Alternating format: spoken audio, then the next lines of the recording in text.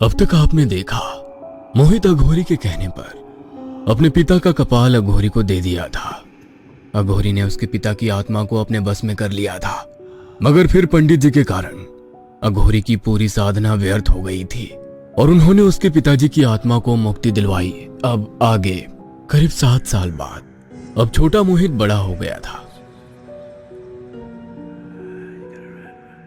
माँ, अब हमारी तकलीफ कम हो जाएगी, मुझे नौकरी मिल गई है। अब हमें ये गांव छोड़कर भोपाल के पास सागर में रहना होगा। बेटा, अब तो यहाँ पर रहने की आदत सी हो गई है, यहाँ से जाने का मन नहीं है। तुम चले जाओ, मैं तो यहीं रहूंगी। फिर यहाँ यश की पढ़ाई भी तो है। फिर तो माँ मुझे नौकरी नहीं करनी है, क्योंकि जहाँ मेरी माँ वहीं पर मैं। ऐसा क्यों बोल रहा है? मुझे तो यश की फिक्र हो रही है। तो ये बात है, यश की पढ़ाई के बारे में तो आप फिक्र ना करें, मैंने उसका भी इंतजाम सोच लिया है। हम लोग उसे भोपाल के अच्छे स्कूल में एडमिशन दिलाएंगे। कहते हुए मोहित उन्हें अपने साथ ले जाने के लिए मनाने लगा। आखिर बेटे की जिद के आगे कामिनी जी झुक गई और सागर जाने के लिए तैयार हो गई। जैसे वो लोग बस से सागर पहुंचे, दूर जंगल में एक अघोरी अपनी आंखें खोलकर बोला, आ गए तुम। आखिर मैं अपनी साधना से तुम्हें यहाँ बुला ही लिया। यहाँ पर अब तुम लोगों को बचाने वाला कोई नहीं है। मेरी बरसों की साधना को भंग किया था ना, उसका बदला लेकर रहूंगा। दरअसल अघोरी वहां से भागने के बाद सागर के जंगलों में आकर रहने लगा था।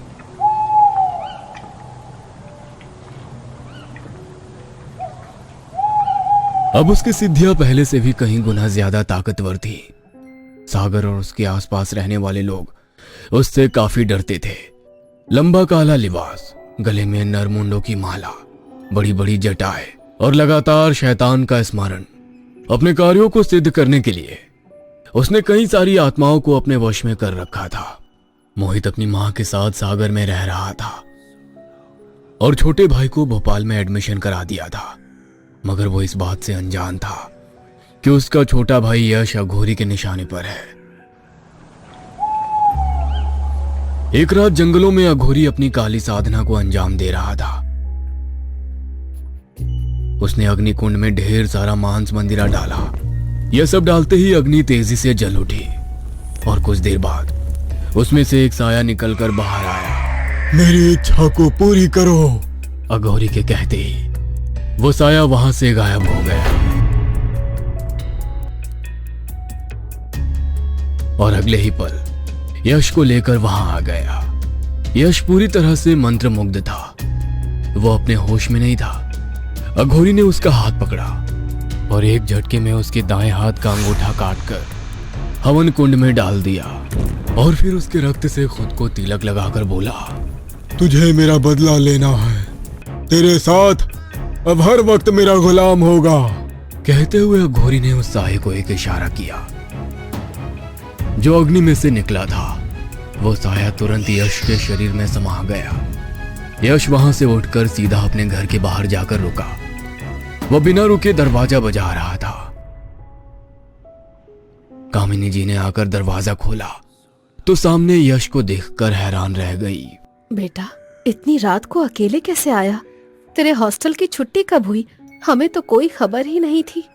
कामिनी जी के सवालों का यश ने कोई जवाब नहीं दिया और चुपचाप अपने कमरे में चला गया। अरे, इसे क्या हो गया? किसी बात का कोई जवाब क्यों नहीं दे रहा? शायद हम लोग स्टेशन नहीं पहुंचे इसीलिए नाराज है। मोहित को आने दो, इसे मना लूंगी।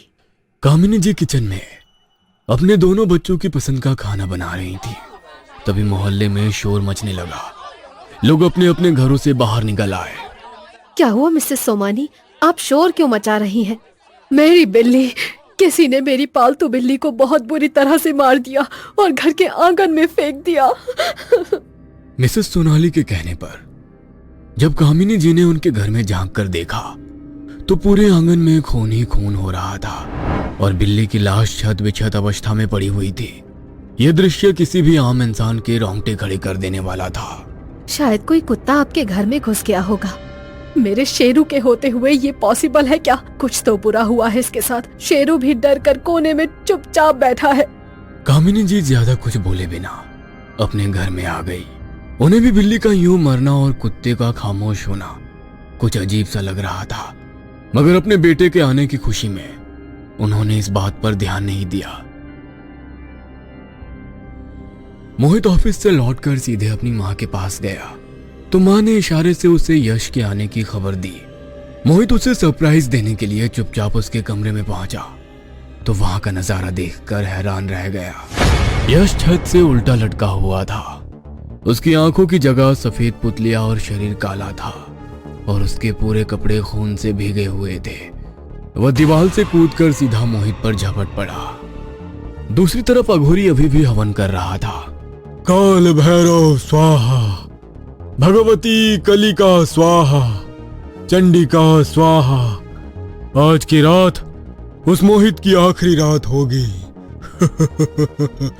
हाँ, मेरी बरसों की साधना को व्यर्थ किया था ना, तेरा भाई ही तुझे मार देगा। मगर कहते हैं ना, 100 बुराई पर एक अच्छाई ही भारी होती है। कुछ ऐसा ही मोहित के परिवार के साथ हुआ। कामिनी जी दोनों बच्चों को अलग करने की कोशिश कर रही थी। उन्हें कुछ भी समझ में नहीं आ रहा था कि क्या करे। यश की हालत देखकर उन्हें मोहित की उस समय की हालत याद आ रही थी जब अघोरी ने उसके शरीर पर कब्जा किया था। वे मन ही मन ईश्वर के साथ साथ पंडित जी को भी याद करने लगी। तभी अचानक उनके घर का दरवाजा खुला और पंडित जी का घर पर प्रवेश हुआ। राम राम, घर में कोई है? किसी ने उनकी बात का कोई जवाब नहीं दिया। तभी उनके कानों में मोहित की चीख सुनाई दी। वे भागते हुए उस कमरे में पहुंचे तो वहां का नजारा देखकर हैरान रह गए। उन्होंने तुरंत कुछ मंत्र का जाप करते हुए रुद्राक्ष की माला यश के गले में पहना दी। जैसे ही उन्होंने यश के गले में रुद्राक्ष की माला पहनाई, यश एक झटके में उससे दूर हो गया और दूर बैठकर गुर्रा रहा था। ऐसा लग रहा था जैसे उसके किसी विशेष कार्य में किसी ने बाधा उत्पन्न कर दी हो। कुछ पल के बाद ही उसने तुरंत कामिनी जी पर हमला कर दिया। ऐसा लग रहा था मानो कोई उसे रोबोट की तरह ट्रीट कर रहा हो। मगर शायद पंडित जी इस बात के लिए पहले से ही सतर्क थे। उन्होंने तुरंत कामिनी जी को उनकी जगह से हटाया और कुछ मंत्रों का जाप करते हुए जल उसके ऊपर छींट दिया। जैसे ही उन्होंने ऐसा किया, यश बेहोश हो गया। वह कमरे का दरवाजा बंद कर बाहर आ गए। कामिनी जी और मोहित को समझ में नहीं आ रहा था कि यश के साथ क्या हुआ। तभी यश ने अपनी आंखें खोली। अभी भी उसकी आंखें लाल थी और वो गुर्रा रहा था। यश रह रहकर दरवाजे को इतनी जोरों से बजा रहा था मानो अभी तोड़कर बाहर निकल जाएगा। कामिनी जी और मोहित को अभी भी डर लग रहा था, मगर फिर कुछ पल अपनी घबराहट को खत्म करने के बाद उन्होंने पंडित जी को प्रणाम करके कहा, प्रणाम पंडित जी, आप इतने दिनों बाद अचानक यहाँ कैसे? जब से आपने मांडला छोड़ा आपकी कोई खैर खबर नहीं थी। आज सुबह से ही दिल बहुत बेचैन हो रहा था। रह रहकर मोहित की शक्ल मेरी आंखों के आगे आ रही थी, इसीलिए सोचा एक बार जाकर उससे मिल लेता हूँ। मगर मुझे जरा भी अंदेशा नहीं था कि यहाँ पर ऐसा कुछ हो रहा है। यश के साथ ये सब कैसे हुआ? वो तो हमें भी समझ में नहीं आ रहा है। आज शाम को ही अचानक अपने हॉस्टल से लौट आया और उसके बाद जो आपने देखा वही हमने देखा। कामिनी जी के बोलने के बाद पंडित जी ध्यान करते हुए माँ काली का जाप कर रहे थे।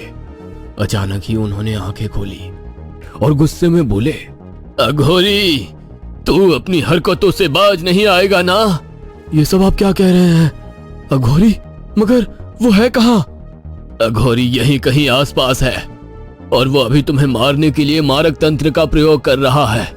उसका ही गुलाम अभी भी इस वक्त यश के शरीर में है और वो इतना शक्तिशाली है कि किसी की बलि लिए बिना नहीं जाएगा। बलि लेकर जाएगा? ये क्या कह रहा है? आप मेरे बच्चे को बचा लीजिए, मेरे बच्चे को बचा लीजिए। मेरा यहाँ पर आना ईश्वर की ही मर्जी है। आपके बच्चे को कुछ नहीं होगा। हम अभी पूजा की शुरुआत करेंगे। कहते हुए उन्होंने हवन शुरू किया। यश के कमरे से तेजी से चिल्लाने की आवाजें आने लगी। वो तेजी से दीवार पर सर मार रहा था। पंडित जी, यश को कुछ ना हो जाए पंडित जी। पंडित जी, वो मुझे मारना चाहता है ना, तो मैं अघोरी के पास चला जाता हूँ। वो मेरे जाने से यश को छोड़ देगा।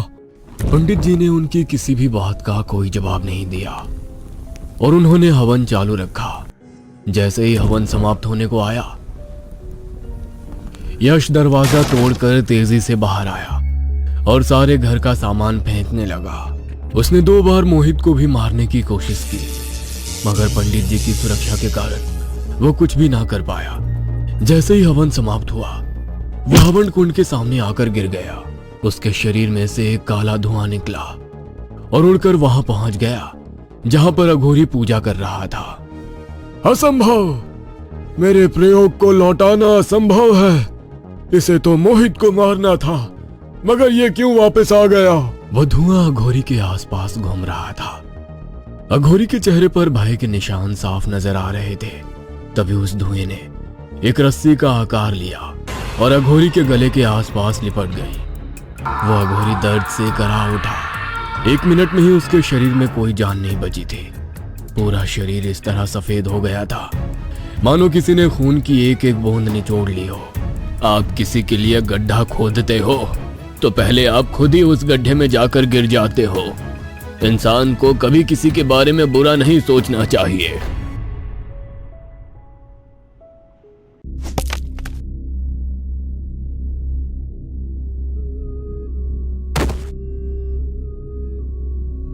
चलो फटाफट इनकी लाश को अपने गार्डन में गाड़ देते हैं। हाँ चलो।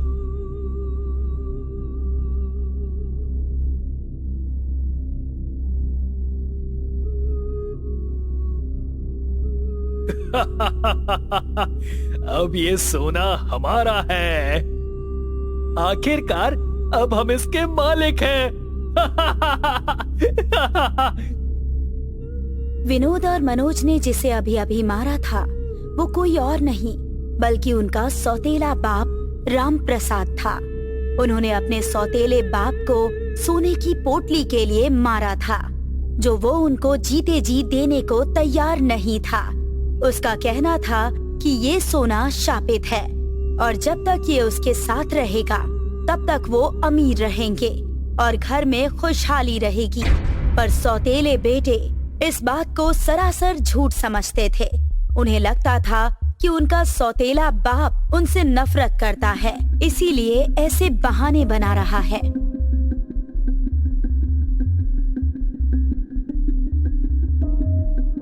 पिताजी कहाँ हैं? उनका तो देहांत हो गया। क्या? हाँ कल ही हुआ था। तो आपने हम दोनों को बताया क्यों नहीं? मैं मायके ही तो गई थी, कोई देश से बाहर थोड़ी गई थी। हाँ और क्या, बच्चे आखिरी समय में अपने दादा को देख भी नहीं पाए। मैंने सोचा तुम परेशान होगी इसीलिए नहीं बताया। खैर अब जो हो गया सो हो गया, जाने दो। विनोद और मनोज की पत्नियां और बच्चे राम प्रसाद के मरने से काफी दुखी थे, क्योंकि राम प्रसाद का व्यवहार उन सब के प्रति बहुत अच्छा था। पर विनोद और मनोज बहुत खुश थे क्योंकि उन्हें सोने की पोटली मिल गई थी। वो उस सोने की पोटली से एक एक अंगूठी निकालकर पहन लेते हैं।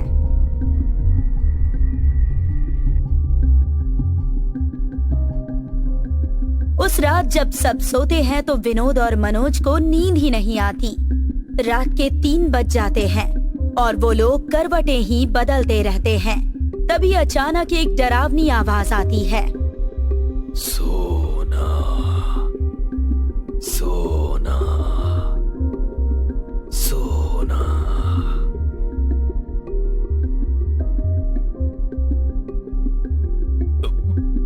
ये कैसी आवाज है?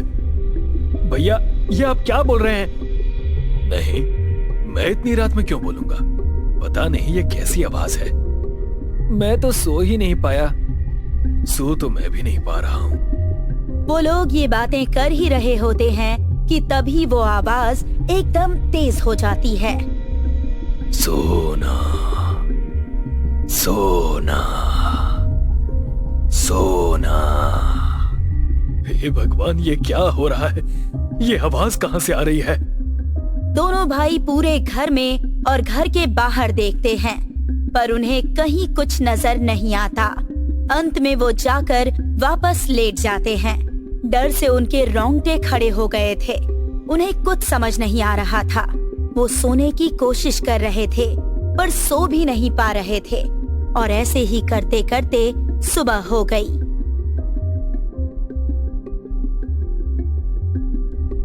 पापा, आप अभी तक लेटे हुए क्यों हो?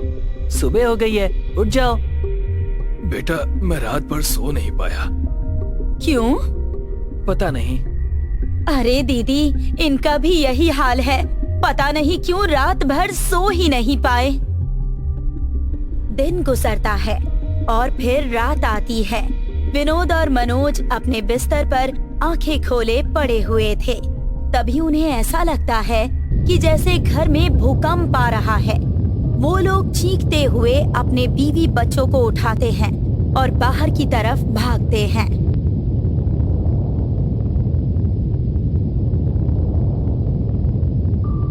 अरे ये आप लोग क्या कर रहे हैं? कोई भूकंप नहीं आ रहा। अरे देखो ना, पूरा घर हिल रहा है। मुझे तो लगता है घर गिरने वाला है। ये आप लोगों को क्या हो गया है? चलिए अंदर, कुछ नहीं हो रहा।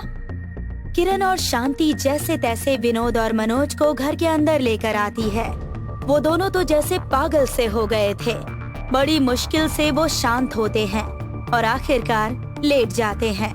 उनके खुद समझ में नहीं आ रहा था कि 2 दिन से ये हो क्या रहा था। लेकिन उन्हें कहाँ पता था कि मुसीबत तो अभी बढ़ने वाली है।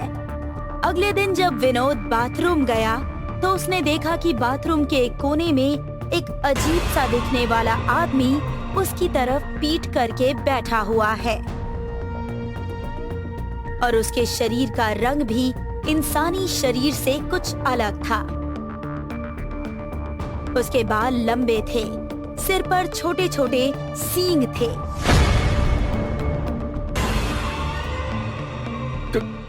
कौन है? कौन है? तेरी मौत। ये बोलकर वो आदमी घूमता है तो विनोद डर से कांप जाता है, क्योंकि उसके मुंह पर खाल नहीं थी, सिर्फ मांस ही मांस था। उसके हाथ में किसी इंसान का हाथ था और वो उस हाथ को चबा रहा था। विनोद को देखकर वो उसकी तरफ भागता है। विनोद घबराकर बाहर भागता है, पर वो आदमी विनोद का पैर पकड़ लेता है। अरे क्या हो गया? किरण, मुझे बचाओ, ये मुझे मार डालेगा। किरण! कौन मार डालेगा? क्या बोल रहे हो आप? ऐसी कई चीजें होती हैं जिससे विनोद और मनोज परेशान हो जाते हैं और उनके बीवी बच्चों को कुछ समझ नहीं आ रहा था कि ये चल क्या रहा है। लेकिन फिर वो सब उनके साथ भी होना शुरू हो गया। क्या हुआ शांति? क्या हुआ? वो शैतान मुझे मार डालेगा। वो मेरा गला घोट रहा था। क्या मतलब? वो तुम्हें भी दिखने लगा? कौन है वो? तभी रिया के रोने की आवाज आती है। वो लोग बाहर जाकर देखते हैं तो पता चलता है कि रिया छत से नीचे गिर गई है। वो लहूलुहान हो गई थी। वो रोते हुए कुछ बताती है कि उसे ऐसा लगा जैसे किसी ने उसे उठाकर नीचे फेंक दिया हो। ये सब देखकर विनोद अपना आपा खो बैठता है और चिल्लाने लगता है, ये हमारे कर्मों की सजा है। हमने पिताजी को मारा तो अब उनकी आत्मा हमसे बदला ले रही है। क्या? पिताजी को आप लोगों ने? विनोद और मनोज उन सबको पूरी बात बताते हैं। किरण और शांति को यकीन नहीं होता कि उनके पति सोने की लालच में ऐसा कुछ कर सकते हैं। अब विनोद और मनोज तय करते हैं कि वो राम प्रसाद की आत्मा को बुलाएंगे और उनसे माफी मांगेंगे ताकि वो उनके परिवार को छोड़ दे। वो ऐसा ही करते हैं। पिताजी, वो हमारी गलती थी, हमें सजा दीजिए, पर हमारे परिवार को छोड़ दीजिए। तुम्हारे साथ जो भी हो रहा है वो मैं नहीं कर रहा, शापित सोने वाला शैतान कर रहा है। क्या? शापित सोने वाला शैतान? हाँ, मैंने न जाने तुम लोगों को कितनी बार बताया, पर तुम्हें मेरी बात पर यकीन नहीं हुआ कि जिस सोने के लिए तुमने मुझे मारा वो सोना शापित है।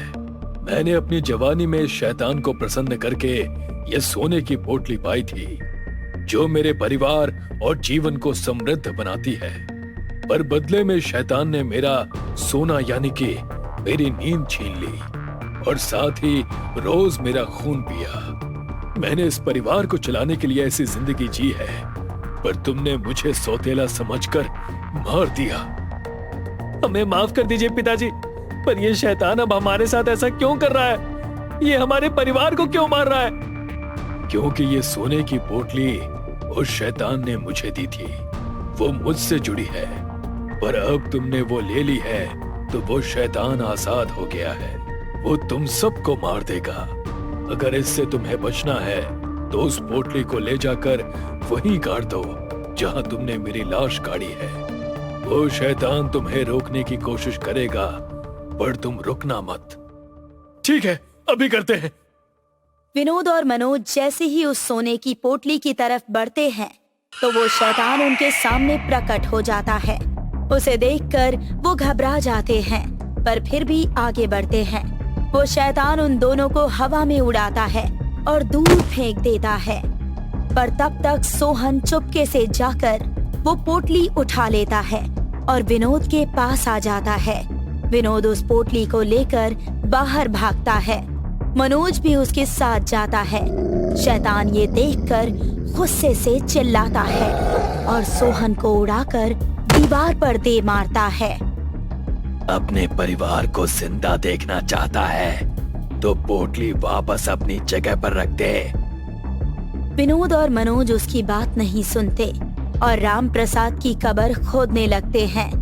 इधर शैतान किरण, शांति, सोहन और रिया चारों को बाहर ले जाता है और उनकी कब्र खोदकर उन्हें उसमें लिटा देता है। रुक जाओ पोटली के मालिकों, वरना मैं तुम्हारे परिवार को हमेशा के लिए सुला दूंगा। वो दोनों शैतान की एक नहीं सुनते और राम प्रसाद की कब्र खोदकर उसमें पोटली डाल देते हैं। पर इससे पहले कि वो कब्र को वापस बंद कर पाते, वो शैतान अचानक से राम प्रसाद के शरीर में प्रवेश कर जाता है और उठकर अपने दोनों हाथ उन दोनों के सीने के आर पार कर देता है, जिससे उन दोनों की भी मौत हो जाती है और वो उसी कब्र में गिर पड़ते हैं। हे भगवान, ये क्या हो गया? इस शापित सोने ने तो हमारे हंसते खेलते परिवार को उजाड़ कर रख दिया। शापित सोने नहीं शांति, सोने की लालच ने।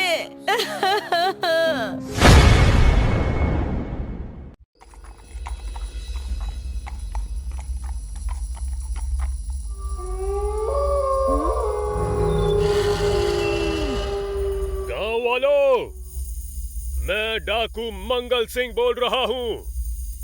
तुम लोगों के पास जो कुछ भी धन दौलत है वो निकाल कर हमें दे दो, और अगर किसी ने भी चालाकी की या रास्ते में आने की कोशिश की तो वो जान से जाएगा।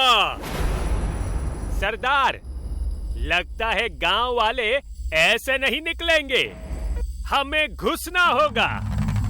लूट लो पूरे गांव को, किसी को भी मत छोड़ना।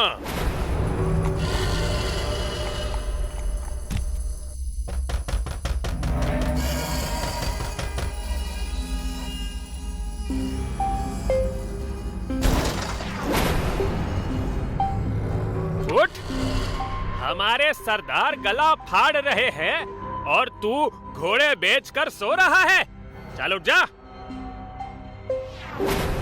गलती हो गई माई बाप, गलती हो गई। चल बता, माल कहाँ है? बोल। माई बाप, मेरे पास कुछ भी नहीं है। मैं सच कह रहा हूँ, मैं बहुत गरीब आदमी हूँ, लेकिन मैं आप लोगों को एक ऐसी जगह बता सकता हूँ जहाँ बहुत सारी दौलत मिल सकती है आप लोगों को। कौन सी जगह? माई बाप, यहाँ से 50 मील दूर भानगढ़ का किला है। वहाँ आप लोगों को इतना धन मिलेगा कि आप लोगों की 1000 पुश्तें बैठ कर खाएंगी। तुझे कैसे पता? क्योंकि मैं भी कुछ साल तक वहाँ पहरा देने का काम करता था। ठीक है, हम तुझे छोड़ रहे हैं, लेकिन तेरी बात गलत निकली तो हम वापसी में तुझे ऐसी मौत देंगे कि तेरी आत्मा तक कांप जाएगी। चलो साथियों, हमें भानगढ़ के किले में जाना है। गरीबों पर अत्याचार करने की यही सजा है कि तुम लोग भानगढ़ जाकर मरो। भानगढ़ का रक्षक तुम्हें छोड़ेगा नहीं।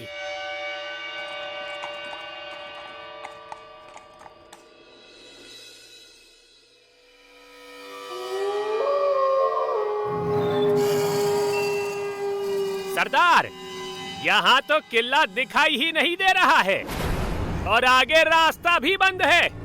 सरदार, कहीं उस गांव वाले ने हमें बेवकूफ तो नहीं बनाया? मरने से हर कोई डरता है, उसने झूठ नहीं बोला होगा। तुम लोग एक काम करो, चारों ओर फैल जाओ और देखो कोई और रास्ता मिलता है क्या।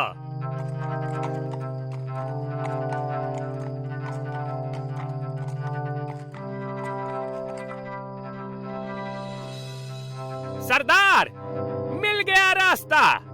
शायद ये रास्ता भानगढ़ के किले तक जाता है।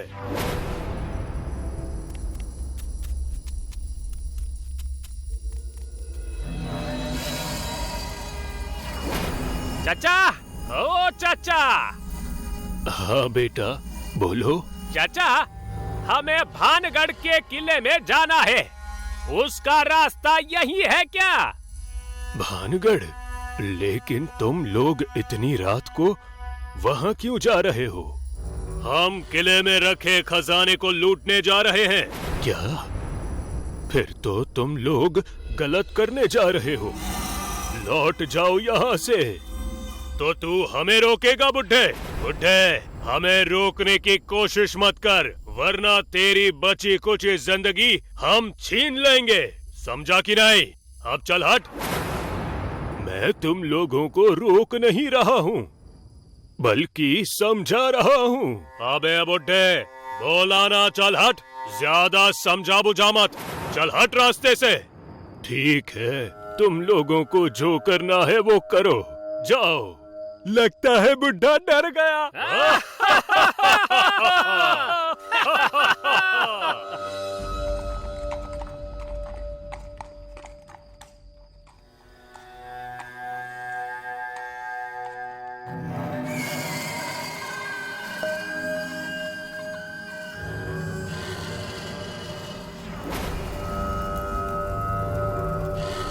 किला तो बहुत बड़ा है, लगता है अंदर खजाना भी बहुत मिलेगा हमें। चलो अंदर।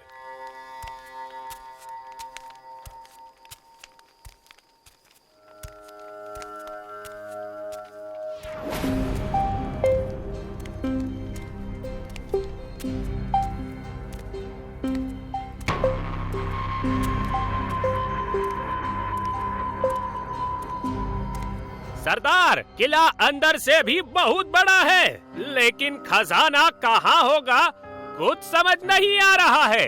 जहाँ भी होगा हमारी नजरें उसे ढूंढ ही लेगी। सरदार, उस कमरे से रोशनी बाहर आ रही है, लगता है वहाँ कुछ है।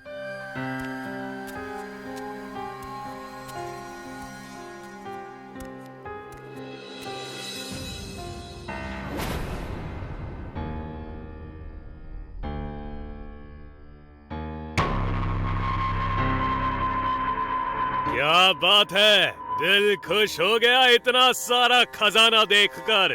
सचमुच इस भानगढ़ किले में इतना खजाना है कि हमारी 1000 पुश्ते बैठकर खाएंगी। आपने सही कहा सरदार। सरदार, अब हमें देर नहीं करनी चाहिए, सारा खजाना बोरी में भरते हैं और निकल चलते हैं। तुम सही कह रहे हो लाखा, जल्दी से सब कुछ बोरी में भर दो।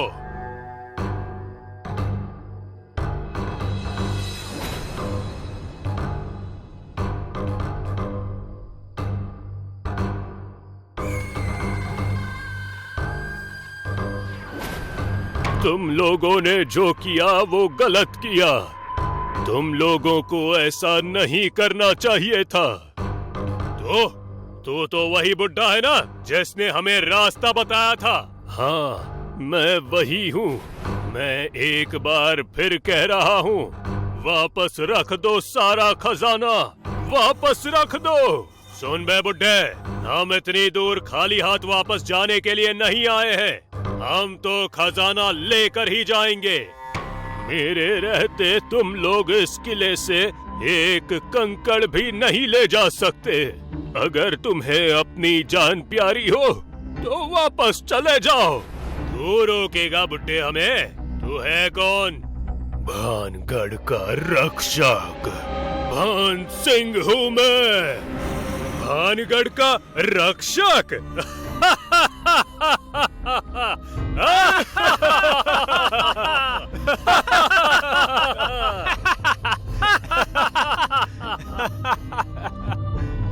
बहुत बकबक कर रहा है तू बुड्ढे। ले, अब ऊपर जा।